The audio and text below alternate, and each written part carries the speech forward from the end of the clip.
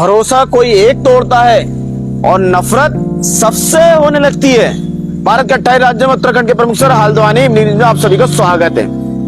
बात करें देश की राजधानी से, दिल्ली की मुख्यमंत्री रेखा गुप्ता ने घर से काम करने की व्यवस्था को वापस लेने और कार्यालयों के समय में बदलाव करने के आदेश जारी कर दिए हैं। भू राजनीतिक स्थिति समान होने के साथ ही मुख्यमंत्री रेखा गुप्ता ने सरकारी कार्यालयों के लिए पहले घोषित किए गए वर्क फ्रॉम होम उपायों को अलग अलग समय के कामकाज को वापस लेने का आदेश जारी कर दिया।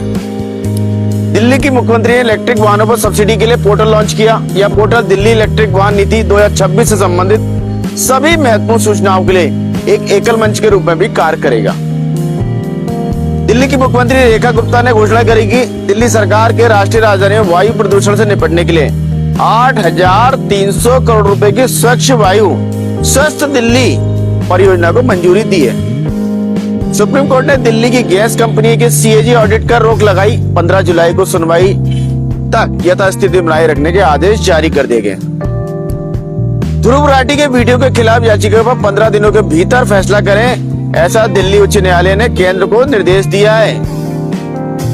ऊर्जा मंत्री आशीष सूद ने शुक्रवार को कहा, 3 निजी वितरण कंपनियों के नियंत्रक एवं महालेखा परीक्षक द्वारा किए जाने वाले ऑडिट पर सुप्रीम कोर्ट द्वारा लगाई गई अंतरिम रोक एक प्रतिक्रियात्मक आदेश है, न कि मामले की खूबियों पर कोई फैसला।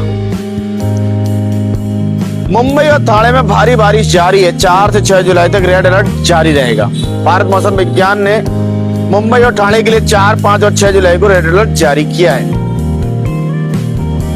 बॉम्बे हाईकोर्ट ने एक राजनीतिक कार्यकर्ता के खिलाफ पुलिस द्वारा जारी निष्कासन आदेश को रद्द कर दिया है और फैसला सुनाया है कि सरकारी नीतियों के खिलाफ विरोध प्रदर्शन ऐसी कार्रवाई का आधार नहीं बनते हैं। सुनवाई के दौरान अदालत ने राज्य की राजनीतिक स्थिति पर मौखिक टिप्पणी करते हुए विधायकों द्वारा दल बदल को हॉर्स ट्रेडिंग कहा। गुजरात से बड़ी खबर यह आ रही है कि बल्लाड़ी के पुलिस अधीक्षक सुमन टी पेन्नीकर ने पर्यावरण संरक्षण को वार्षिक अनुष्ठान के बजाय जीवन शैली बनाने का आह्वान करते हुए नागरिकों से बढ़ते तापमान से निपटने और आने वाली पीढ़ियों के लिए पर्यावरण की रक्षा करने में मदद करने के लिए पेड़ लगाने और उनका पालन पोषण करने का आग्रह किया है। कर्नाटक के विजयपुरा में सीएसआर फंड से निर्मित सरकारी स्कूल का उद्घाटन उद्योग मंत्री और जिला प्रभारी एमबी पाटिल ने किया। जाति प्रमाण पत्र जारी करने में देरी के कारण 11,000 अनुसूचित जाति के छात्रों को सीईटी काउंसलिंग का मौका गंवाना पड़ सकता है। कर्नाटक के जलाशयों में जल भंडारण की स्थिति बेहद नाजुक है। जुलाई अगस्त में होने वाली बारिश से उम्मीदें टिकी है। फिलहाल कर्नाटक के प्रमुख जलाशयों में कुल भंडारण उनकी स्थापित क्षमता का मुश्किल से 21% है। कावेरी नदी में बने कृष्णराजा सागर बांध में 2 जुलाई 2026 को जल स्तर 81 फीट था, जबकि पिछले साल इसी दिन यह अपनी अधिकतम क्षमता 124 से ऊपर था। मैसूर के पूर्व शाही परिवार ने स्पेशलिटी कॉफी क्षेत्र में कदम रखा, वेरेंडा कॉफी का अनावरण किया।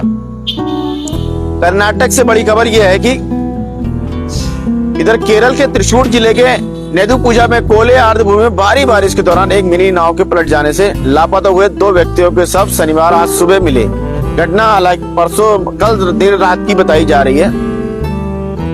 अम्मा संकट महिला अभिनेत्रियों ने श्वेता मेनन पर सांप्रदायिक ध्रुवीकरण और राजनीतिक एवं कारपोरेट साठगांठ का आरोप लगाया है। मंत्री के.एम. शाही द्वारा प्रस्तावित बड़े डंप स्थलों पर केंद्रीय नया अपशिष्ट प्रबंधन मॉडल केरल के मौजूदा विकेंद्रीकृत मॉडलों से भिन्न प्रतीत होता है। मीडिया से बातचीत में उन्होंने उत्तर, मध्य और दक्षिणी केरल में लगभग 30 एकड़ के 3 बड़े इस डंप स्थल स्थापित करने की बात रखी ताकि उत्पादित कचरे की भारी मात्रा से निपटा जा सके। केरल में सीपीआईएम का आरोप है कि विजिलम निदेशक पद से आईएएस अधिकारी को हटाने का मकसद अडानी को सीधे फायदा पहुंचाना था। 2016 गुटखा घोटाले को लेकर मद्रास उच्च न्यायालय ने आदेश दिया कि मुकदमे की सुनवाई 3 महीने के भीतर पूरी कर ली जाए। इधर तमिलनाडु के मुख्यमंत्री विजय के खिलाफ टिप्पणी के मामले में डीएमके विधायक अनिता राधाकृष्णन को फिलहाल जमानत मिल गई है। डीएमके ने सुप्रीम कोर्ट में याचिका दायर कर टीवी के नेताओं को करोड़ भगदड़ पर धमकी भरे सार्वजनिक बयान देने से रोकने की मांग की है।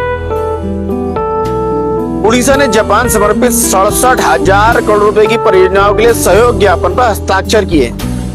अडानी एंटरप्राइजेज और UA international holding company group ने 2 जुलाई को उड़ीसा के साथ एल्यूमिनियम क्षेत्र में 1.08 लाख करोड़ के निवेश के लिए एक समझौता ज्ञापन पर हस्ताक्षर किए, जो राज्य में अब तक का सबसे बड़ा प्रत्यक्ष विदेशी निवेश बताया जा रहा है। पश्चिम बंगाल में टीएमसी की चंद्रिका भट्टाचार्य ने नियुक्ति के 1 महीने बाद पार्टी के बंगाल अध्यक्ष पक्ष से फिलहाल इस्तीफा दे दिया। बंगाल की खाड़ी में निम्न दबाव का क्षेत्र बनने के कारण आईएमडी ने भारी बारिश के लिए रेड अलर्ट जारी किया है। तृणमूल के भीतर कलह तब और बढ़ गई जब ऋतुप्रता के नेतृत्व वाले गुट ने पार्टी मुख्यालय पर कब्जा कर लिया। यह घटनाक्रम ऋतुप्रता बनर्जी और उनके खेमे के अन्य विधायकों द्वारा दिल्ली में चुनाव आयोग की पूर्ण पीठ से मुलाकात करने और पार्टी के लिए अपना दावा पेश करने के लिए एक दिन बाद सामने आए। गोवा के राज्यपाल कुशापति अशोक गणपति राजू ने आरोप लगाया कि अधिकारियों ने रिकॉर्ड में हेराफेरी की और उनकी पारिवारिक संपत्ति को सरकारी भूमि के रूप में दिखाया, जबकि विपक्ष ने आवंटन का बचाव किया है। असम ने बोडोलैंड प्रादेशिक क्षेत्र की तितलियों का दस्तावेजीकरण किया है। राष्ट्रीय मानवाधिकार आयोग ने मानवाधिकार कार्यकर्ता के उत्पीड़न के मामले में आरपीएफ प्रमुख से कार्रवाई की मांग की है। असम की एक लड़की की उस हमले के 1 महीने बाद मौत हो गई जिसमें उसका पीछा करने वाला मुठभेड़ में मारा गया था।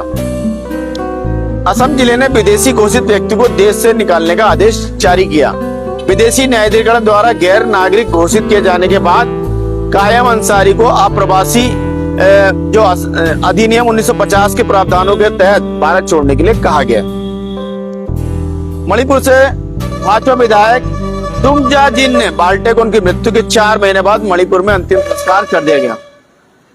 अमित शाह 4 जुलाई को मणिपुर की सुरक्षा स्थिति की समीक्षा करेंगे। मुख्यमंत्री चूराचंदपुर का दौरा करने की संभावना है। 2023 की हिंसा के बाद पहली बार होगा। यूपी से राम मंदिर ट्रस्टी की बैठक 6 जुलाई को होगी, यानी कि परसों। एसआईटी रिपोर्ट और सीईओ के पद पर नियुक्ति एजेंडे का हिस्सा होंगे।